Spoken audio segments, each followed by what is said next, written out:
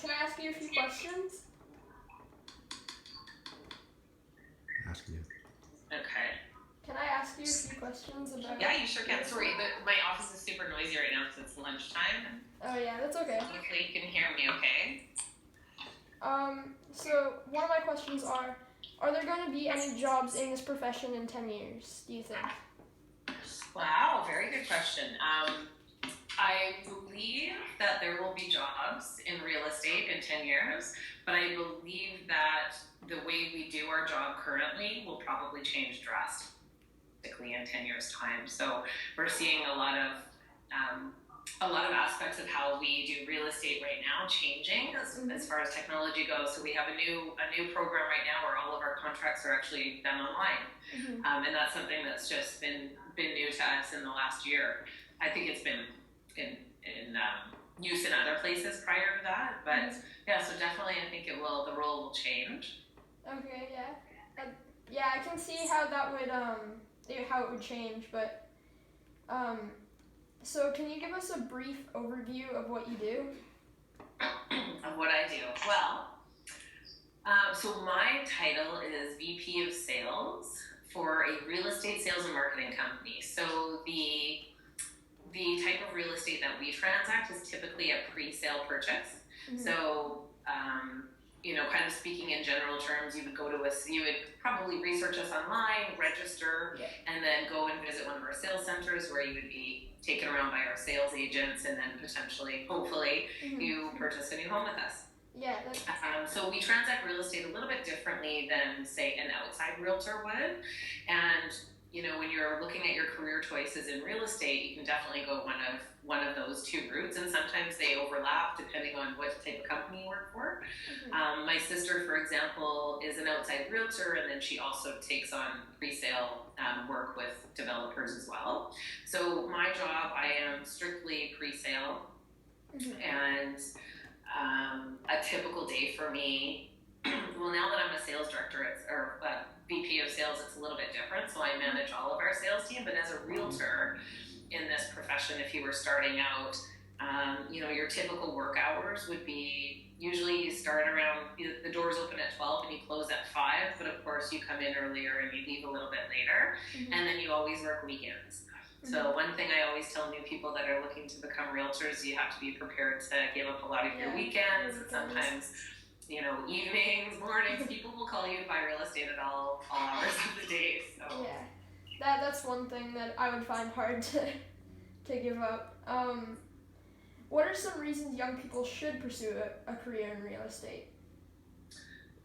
Well, real estate does offer a lot of stability, and if you're somebody that doesn't like the typical mundane work where you're sitting behind a computer, looking at spreadsheets and things like that, real estate definitely offers something that will look very new every day. So you're talking to new people, you're going to have to overcome different objections and challenges as they come in. So it's definitely one of those jobs that will keep you on your toes and keep you really being creative.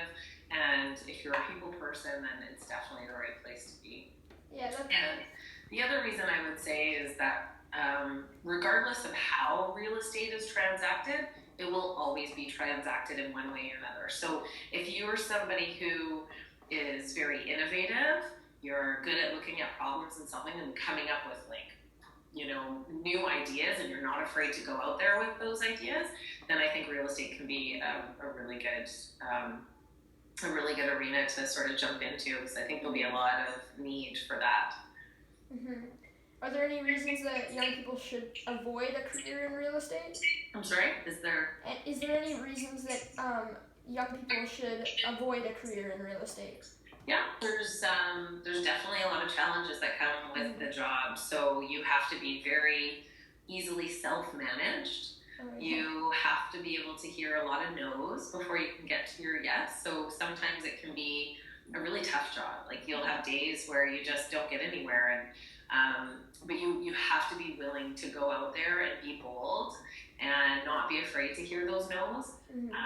Some of the most successful West Vancouver realtors that I know right now started their careers literally knocking on doors in West Vancouver, and they had a dream. and they did everything that it took to get that dream. And now they're super successful guys. They're driving crazy cars. They've got the ability now to hire people under them, so they don't have to do as many open houses on weekends. So, as you get through your career, you can start managing it a little bit differently, and then hopefully get some of those weekends back.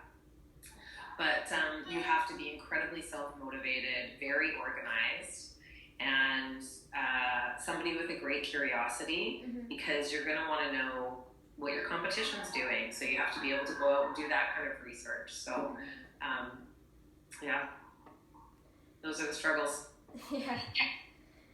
Are there any ways to advance in your career, like take it to the next step in a way? Like, say if you became a teacher and you want to become like a principal or something, is there a way that you could do that in real estate?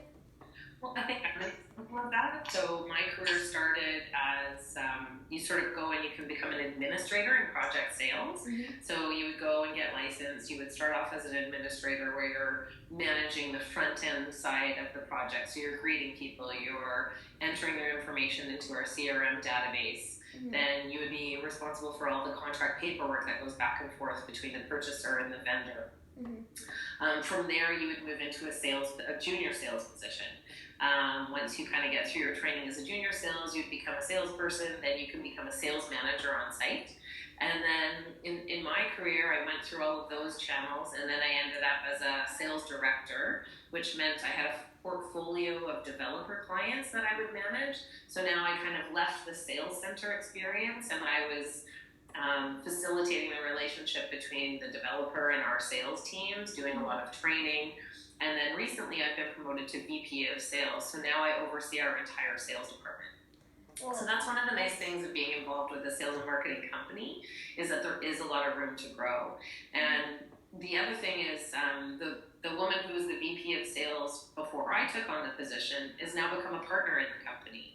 And as our company grows, there's going to be a lot more opportunity. We have an advisory division, a marketing division. So there's the ability for people to sort of pursue all different interests and see where they land and makes them the most happy and successful in their jobs. So I think that also like adds a level of accomplishment that you can take it to the next level. So sorry? I think it also adds a level of accomplishment that you can take it to the next level. Yeah, it's just been really fun, and every day's a learning experience. There's always something new that comes up, and a new challenge that we have to somehow get through. What kind of schooling and training is required to become a real estate agent? Sorry, Brody, I don't know why you're cutting up a little bit. I can't hear you. Can you hear me okay? Yeah, I can hear you fine. Is Weird. I don't know. You're kind of breaking in and out. Do you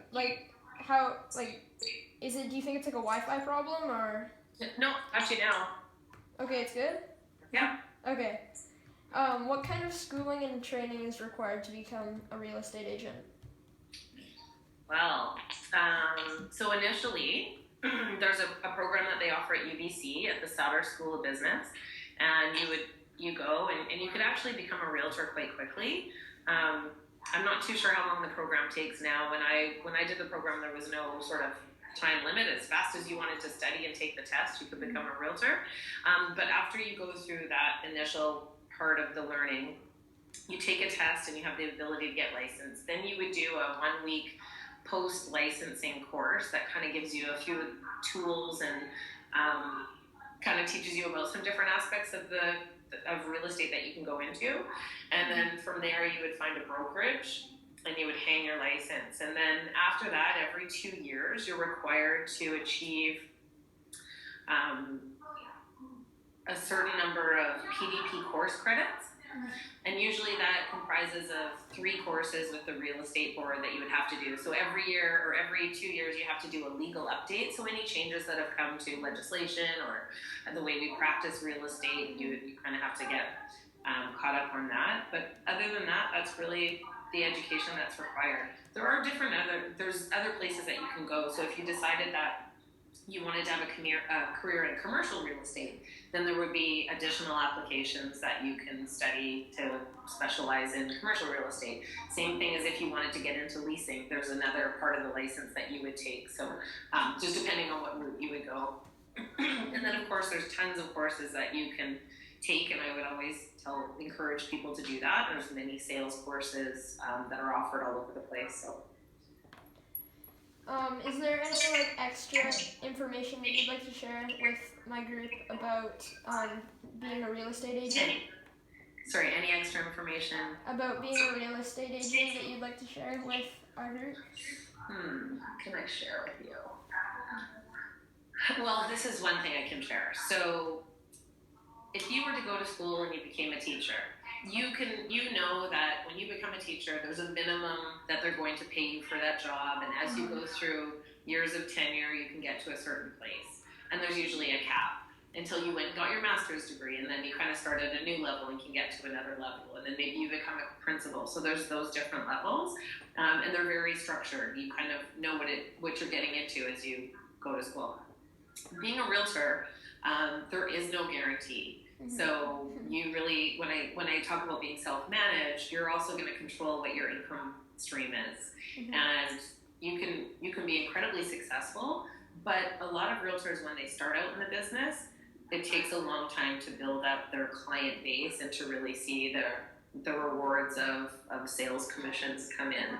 So anyone that comes to my office and interviews with me, I always tell them you really need to be able to sustain yourself or to live off half of what you would typically earn, for the first 2 to 3 years of your career. And then once you kind of get through 3 years, at least in the pre-sale arena, then you start getting back-end commissions, which the way we get paid in pre-sale is you get 50% of your commission up front and then 50% when the building closes. And a lot of times buildings take 2.5 to 3 years to complete. So once you get past that 3-year cycle and your back-end commissions are coming in, then you're earning a lot more money, or at least you're taking in a lot more money. So that would be one thing I would say is you really have to understand how to budget very well. You're also running your own business, so you're responsible for paying your own taxes, taking into account all of what your write-offs would be, hiring an accountant, getting that whole process through. So you're really being a realtor is like you're operating your own business. One last question that I kind of wanted to personally know was, does being a real estate agent help you at all? Like, if you were to go and buy your own house, does it help you when you try to buy it in any way? So one about being a realtor is you don't ever represent yourself in transactions. So if it will make you an expert on real estate, assuming you do the job well. So it can help you in that sense. So when you go to look for a home, you're going to go through that house and you're going to look at it with a different set of eyes because that's what your job is. So I think it would help you in that sense. As far as saving money goes, you could potentially get a referral from a realtor representing you, and usually that would be 25% of the commission, but you can't actually represent yourself in real estate. So, well, I shouldn't say that. Technically you could, but then your insurance that you get through being a member of the board would be null and void if you represent yourself. They consider that a conflict. So it's always best to hire an outside realtor. Yeah. Okay, thank you for meeting with us today. No problem. So when are you going to be a realtor? Well, that depends on how long schooling takes and, Okay, Right. thank you. So that's what you're interested in? Yeah, I'm doing an inquiry about it for school, and that we got to choose any job that we wanted to pursue, and I chose real estate. Wow. And there's lots of different sides of real estate. You could work for a developer.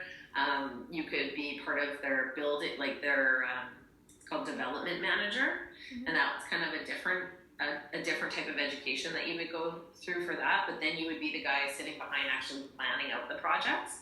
So the big high rises downtown, you would be sort of the facilitator of bringing the architect to the table, the landscape designer, all of these little pieces, and managing that whole operation. So real estate really it just opens a lot of doors into many different things. So Well, thank you so much for meeting with You're us. welcome.